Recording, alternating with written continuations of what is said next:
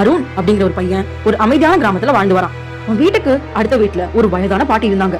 அந்த பாட்டி எப்பவும் சப்போர்ட்டுக்கு ஒரு குச்சி பிடிச்சுதான் நடந்து போவாங்க. அதனால இரவு நேரமா இருந்தாலும் சரி, பகல் நேரமா இருந்தாலும் டக் டக்குன்னு அந்த குச்சி சத்தம் தெருவுல கேட்கும்.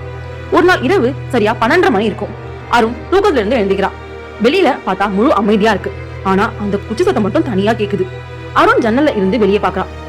தெரு லைட்ல கீழே அந்த பாட்டி மெதுவா நடந்து போயிட்டு இருந்தாங்க. அருணுக்கு கொஞ்சம் சந்தேகம் வருது.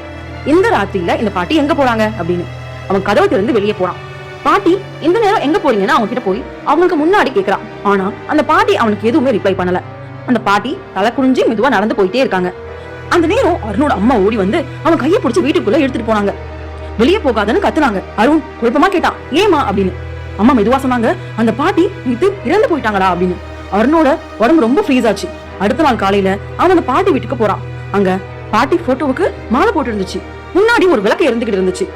அருண் அங்கேயே நின்று போனான். ஏன்னா நேற்று இரவு அவன் பார்த்தது இன்னுமே அவனால் நம்ப முடியல. அதை நினைச்சா அவனுக்கு இன்னமும் பயமா இருக்கு. இந்த வீடியோ பிடிச்சிருந்தா மறக்காம லைக் பண்ணி கமெண்ட் பண்ணுங்க, ஷேர் பண்ணுங்க. இது போன்ற மேலும் வீடியோக்கள் பார்க்கணும்னா இந்த சேனல் சப்ஸ்கிரைப் பண்ணிக்கோங்க. இந்த வீடியோ பார்த்ததுக்கு நன்றி.